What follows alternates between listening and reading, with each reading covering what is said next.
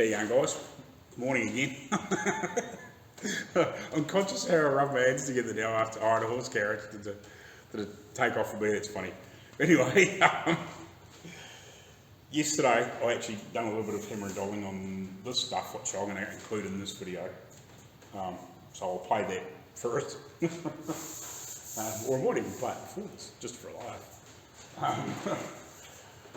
Yeah, the videos and bits and pieces I've done over the last few days, and in between being crook and bits and pieces. Yeah, like they had a bit of extra footage from panel beating these, and the video is going to be over an hour long, so I was like, nah, screw it, I'll just leave it out, and I'll bang it into the next one.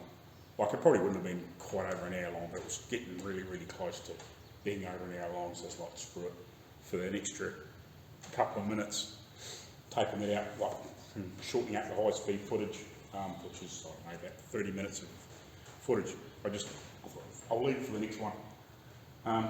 One of the things I'm going to do today, I made a separate video of making some lucky blocks. I'll go grab them on. Yeah, so that for you, for somebody that might not have seen the lucky block, will know what a lucky block is. It's basically a guy in the States. I don't know if he was the first one to do it, but he started making these acrylic or perspex or polycarb blocks, and they come in different thicknesses, different widths. Some of them are really thin, some of them are quite thick. Arco's had them for quite a long time, quite a few years, and he uses them for that final block out on the car. You know, you've done all your metalwork, etched it, body filled it, DA'd it down, you know, with 40 grit and probably 80 grit to rough that body filler in if it's needed. And then basically once you've got that all smoothed out and you're happy with that stage of it, you think, yeah, no, it's pretty close. Smash your high bolt on, you know, 4 or 5 coats, or how much you're going to smash on for a start off. Get that nice thick layer on. Come on with your Durablocks, you know, whether it's a long one, short one, or whatever. Put your sticky back paper on the back of that, you know, through your different grades, and block it out and get it really flat. Okay, then you think, right, sweet, we're done with that. You might have done that a couple of times, even with some more high build, if you had some imperfections or put a bit of glazing putty or whatever. Right, you've got to the point where you think, that's sweet, you're bloody near spot on. Okay, we'll smash another couple of 3 coats on, possibly, you know, maybe 2 good thick ones. Come along with a lucky block, because this is really hard or really flat, whereas this is a bit more soft. It will deform a little bit, you know, whereas this is hard acrylic, it won't, but it's nice and flexible. This one here, you know, it's quite flexible for the length, you know, you can twist it, turn it, whatever, and if it's a bit thinner you can really flex it and whatever. So you can come along, and now this here will stay like really flat to your panel. You come along and you do that and block it out that last time, or last couple of times with the lucky blocks, and get the car really, really, really flat. So that's what these are for. So basically it's just acrylic or perspex or something like that. If I just cut these ones down to the same width as the Durablock, because then I know the paper I get for the Durablocks will fit on these as well. That's kind of what's the plan. But I'm going to make some skinnier ones and some really. I've got another one this width that's only about half this length again, if you know what I mean. So that's only really short. So I've made them different lengths, and I'm going to make some different width ones as well. I'm going to make some skinny ones. Again, a long one, a shorter one, and whatever. Because sometimes you get those funny little areas that haven't got a very big space in them that you want to try and sand. So you can't use a big wide one. So you might want just a little one, you know. That's why I'm sort of, like these sort of blocks, you know, you can stick a piece of paper on here, or a piece of paper even on here, you know, and you can sand that in that little spot, if you know what I mean, or, you know, you can have that funny little area between, I don't know, like say, you know, one body line, and then there might be even another little body line that you got this little area like of a couple of inches that you've got to try and block out, or that's what you want. You want this basically the same thing in a Durablock. So you just want a little skinny strip an inch wide or whatever, different lengths, because sometimes you might have a lot of length to play with, so you only want a little short piece in there. Depending, there might be other obstacles in the road that you've got to try and come around, so yeah, that's why I'm going to make some more shortly. And then I've been stripping that front axle down and sandblasting that, as you've seen in the last video. So we're trying to get that sorted. I haven't had a chance to talk to Dad yet because they're freaking going away, but anyway, if I get a chance that I might shoot around there and see him. Just ask a few questions, because I'm not as I said in the last video, I'm no expert on kingpin stuff. I haven't really had to deal with it. I know how they work and what the bushings are and stuff like that, but this is a bit different to what I've sort of seen, where it's been like that one pin go through. It's sort of like a multi-piece sort of thing. One part of it holds one end of it, and the other part of it's it's got a screw out piece, and it's just a little bit different to what I've sort of seen. I haven't really looked for a studebaker video on pulling it apart, but I know there's not a lot around because I'm sort of the first one doing a lot of videos on this sort of era of stuff. These are the odd bits and pieces, but that's kind of why I'm doing so many videos of this, just an everyday process. Sometimes the video might be 3 or 4 days of work, and sometimes it might be just one, depends on what I'm doing at the time. So yeah, need to try and suss them out so I can get that apartment cleaned up, paint them, or etch them, paint them and whatever, and get it back together so I can get this chassis back on its wheels, so I can get the body bolted down so I can get the doors lined up again, because it's just with letting the body go, it's moved, and I can't get the doors where I'm happy to try and fill them. I'm actually probably going to fill them off while the body's off, but I probably won't block them out fully until we've got the body bolted back down and I readjust everything, so I know that when I block it out, that's how it's going to be. Once we've got it painted, I'm hoping that I don't really have to do a lot more to the chassis. I was hoping to actually assemble the chassis fully, with all the brake mechanisms and the motor and the trans and do all those last bits and pieces before I put the body on, but it's just not going to work that way, unfortunately. Just with being wooden structure, that's too much movement in it. So the first thing I'm going to do is I'm going to finish making some lucky blocks, or some more. And I rewatched one of Arco's videos when he first got them, and they've actually got a slightly rolled chamfered edge, whereas these are square, so I'm actually going to take edges off them. And I might make some of this in another, I might make a second part to this video, but I'm going to include some of it in this, if you know what I mean. Or I might make it a separate video where I make these other ones and just chamfer the edges off and stuff like that. So, but anyway, I'm going to get on with that and get that stuff out of the road. And then I might come back to. So it's probably not a lot more I can do on that sort of stuff. In the meantime, I'll figure a few things out. So I might actually come back and do a little bit more sanding, and hopefully I actually want to ring these guys up for this stuff on again, and just find out when this guy's going to be here to drop the sandpaper off bits that they sent with this stuff. It's just flat sheet paper, not sticky back stuff. So I need to find out. Well, I want to find out when they're going to be here, so I've got a bit more of a time frame. Anyway, I'm going to get into making some more of these lucky blocks and do some slight modifications on the edges of these things, just so they've got just a little soft edge, so they don't, as Arco said, they haven't got that hard edge and they don't scratch if you're happen to be going in a curve, not so much in the outer curve. You know what I mean? Right, we'll get back to you in a minute. Right, so what I'm going to do now, I actually think I might get the other doors, might cut those ones off the body,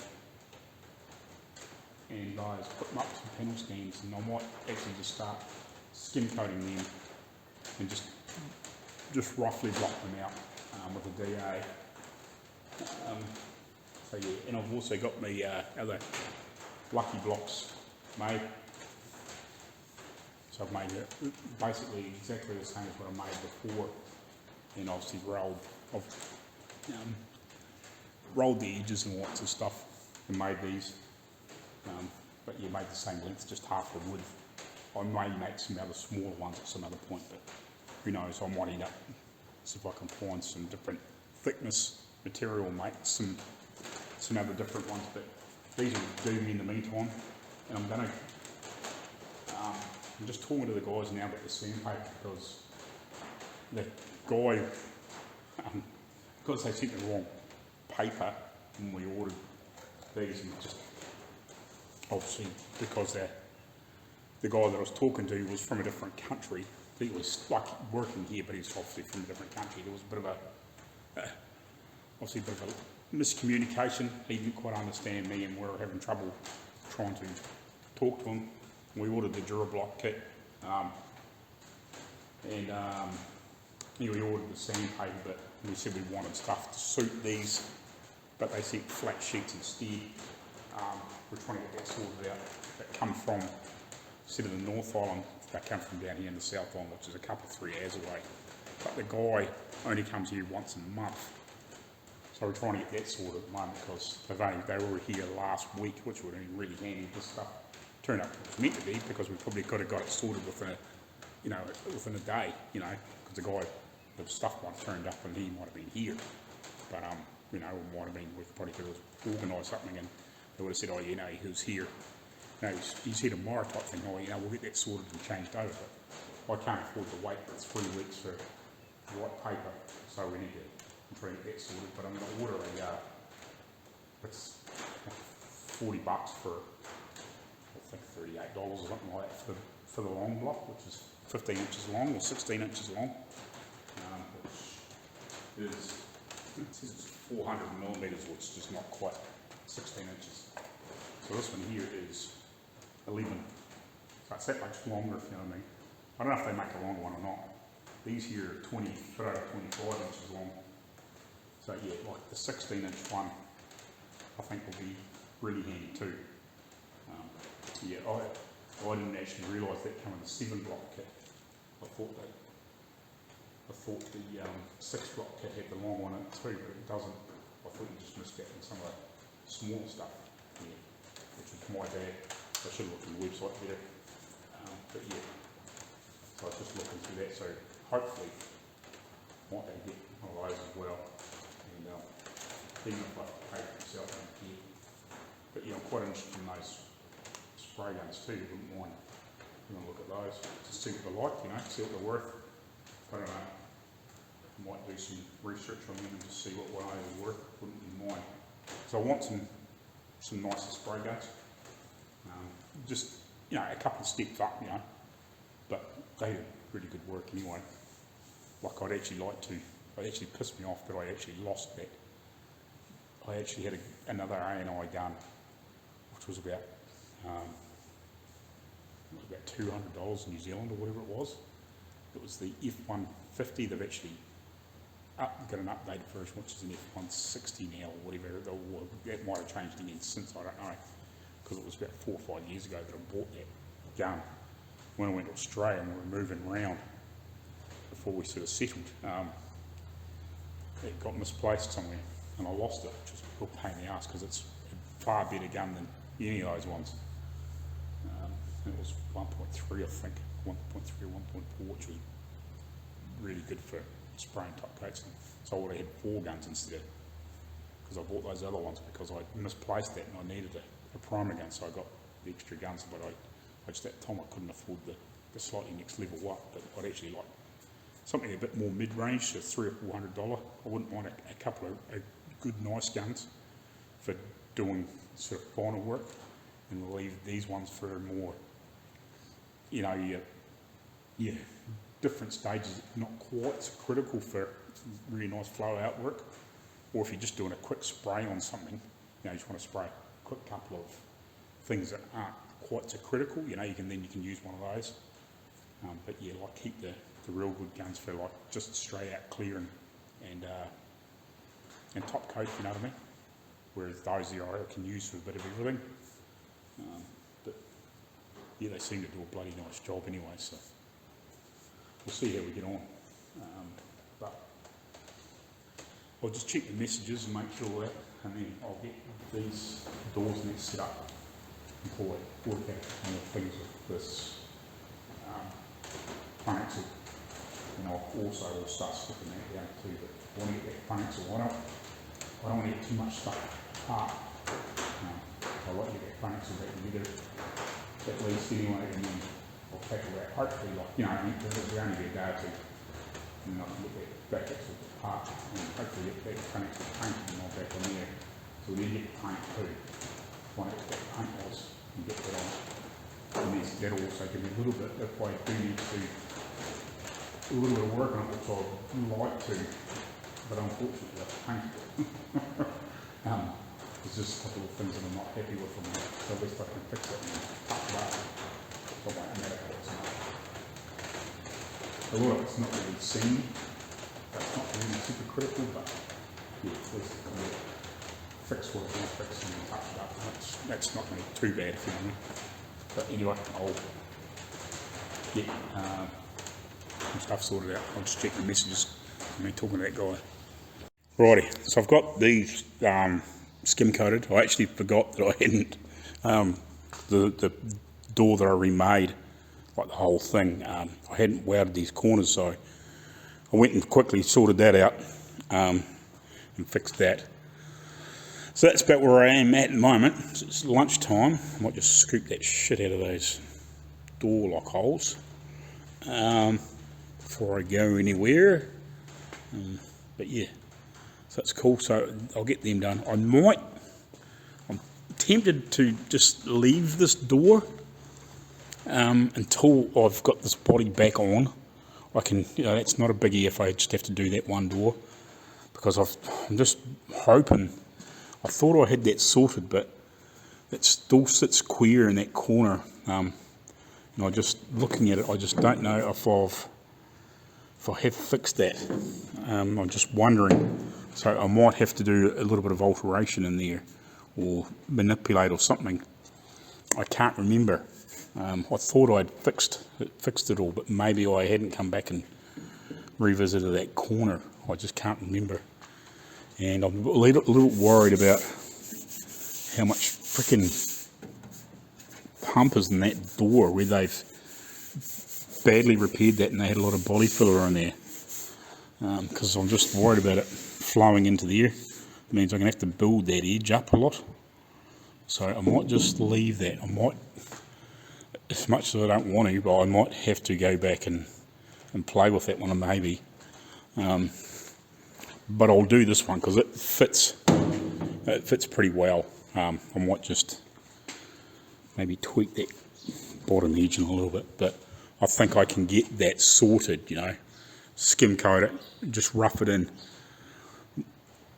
to this sort of level just within itself, and then when we get it bolted on and checked and bolted back down on the car, or on the chassis, get the body bolted back down there and get it fitting properly, then I can double check it and do any minor tweaks or whatever and get that sorted. But yeah, I know the front doors fit fine, so I can sort of do the initial, get a couple of coats on them, just get them blocked out to where they look good by themselves, and then when we bolt the body back down, I can get them on, make sure they do fit properly, and then we can go from there.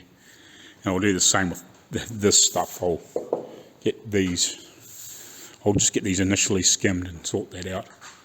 I think, the other day I think I might have found a little, it's actually a high spot here, so I might just have to hammer that down a little bit and put a little bit of filler in there, but I might do that once I've got the body on the ground, so it's a bit better height. It's very high up there, so that's cool. I don't know if we'll end up putting the body back on this dolly or not once we get it back on there, but it may come off, it may not. I don't really want to take it off, but I sort of wanted to assemble everything and then put the body on, but we may. I'm just a bit worried about this, where this stuff is. Once I get paint in here, I don't want it to be pulling away and cracking and any more than it's going to, if you know what I mean. I would like to get that all finished and then leave it alone and not have to move it. But that's cool. But I'll go have some lunch and come back and we'll do some more.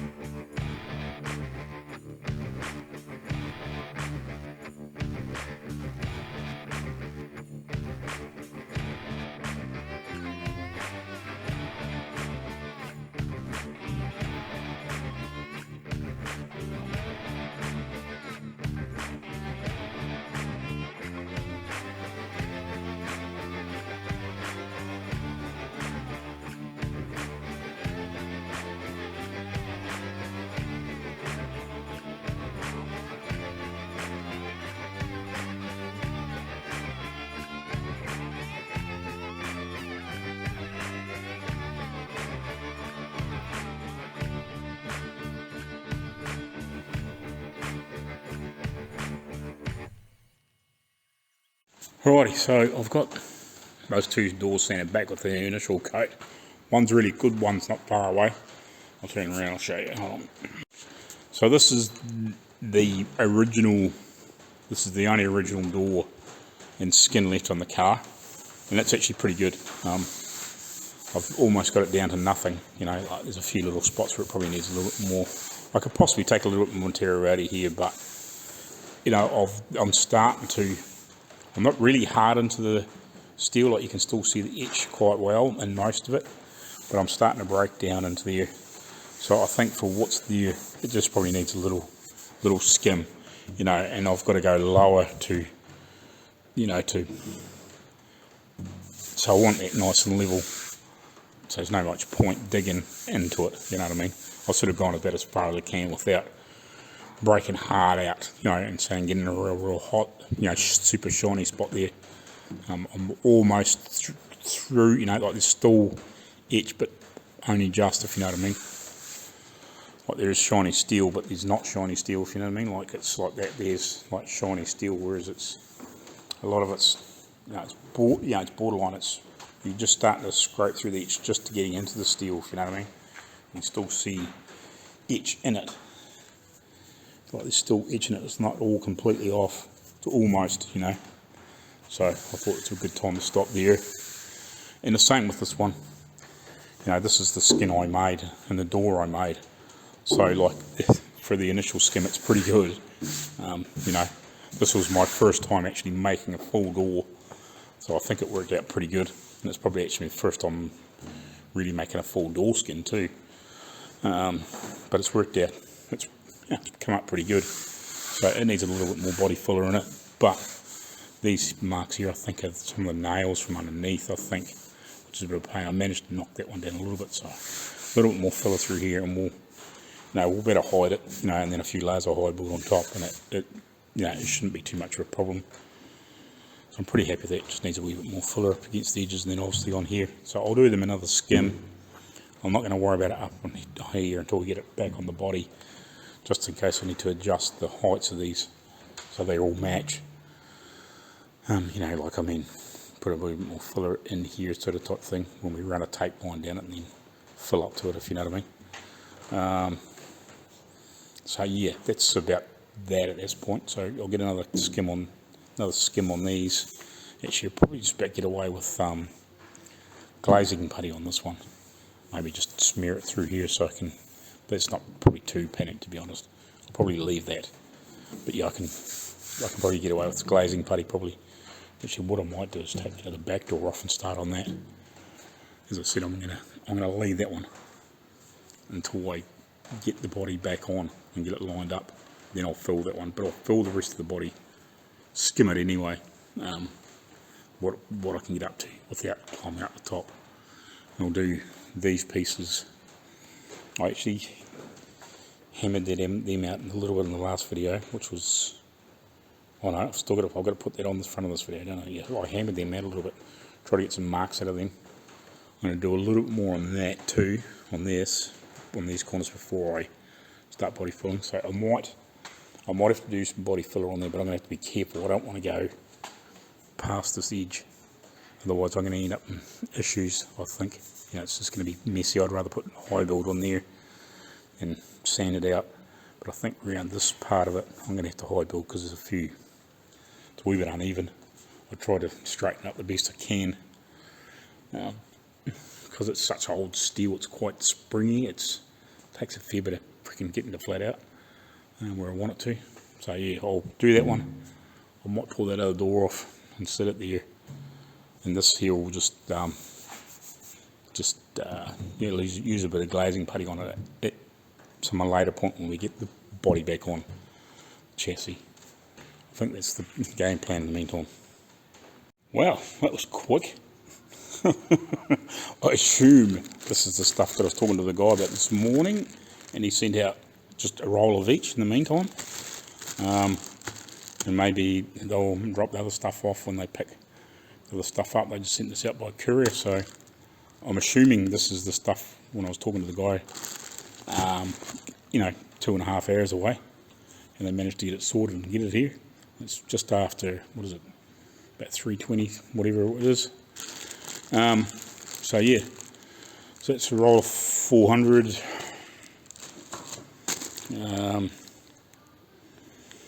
What's that, 320, I think it's 80, and 240. So that's good. At least I've got something here to start with, and we can test out some of these Dura blocks and bits and pieces, and obviously my handmade lucky blocks. Anyway, I'll get this stuff sorted now, and we'll get back to it, because yeah, I was just about to start doing this, and then the van arrived up with this stuff, so that's cool. Shit, I can't believe how quick that came.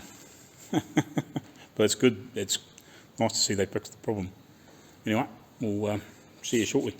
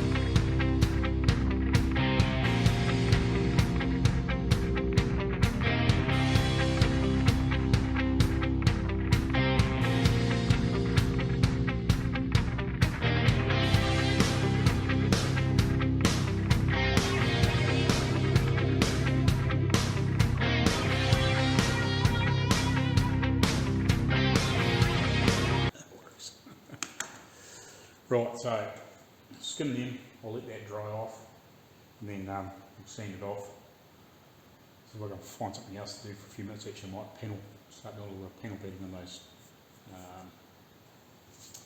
we call it the hood tops. Just did a little bit of stuff that I just want to go over, especially mainly just around the corners bits of it, in the centre, you know, where the pieces, like I know they don't quite sit right. I'll get this stuff cleaned up and I'll do that, and actually give that hopefully enough time to dry off, and hopefully block that back. I'll just have to check the time. I might not get back to that, but we'll see. Yeah, well, even if I can get it knocked, just the worst of it knocked off, doesn't have to be right back, but we'll see how we get on. I'll get this stuff cleaned up and we'll attack them. We'll have a look anyway.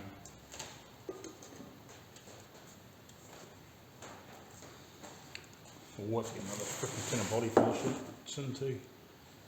I'm sure they frickin' tins are getting smaller. I'm damn sure they used to be about 4.5 litres back in the day. When I first started doing body work, I'm sure instead of 3 litres, I found there, which is not quite a gallon. But yeah, I'm sure when I first started doing body work back in the, I don't know, sort of before I sort of, well, not when I was sort of helping Dad when I was young, but when I started doing work on my own stuff, or even helping Dad, actually no, probably helping Dad redo the rugby. I'm sure the tins back then, because we used to buy a lot of CRC. CRC had a lot of body filler that was really popular here at that time. They had a few different variations. I'm sure that they were 4.5 litres. So they've all got, I'm positive, I'm not 100% sure, but I'm pretty positive they were about 4.5 litres. Because man, these things don't seem to go very far nowadays. Like we used to get, you know, a majority of a car back then, but for some reason nowadays you bloody near need 2, and like that hasn't got a roof or anything, you know, or a boot lid.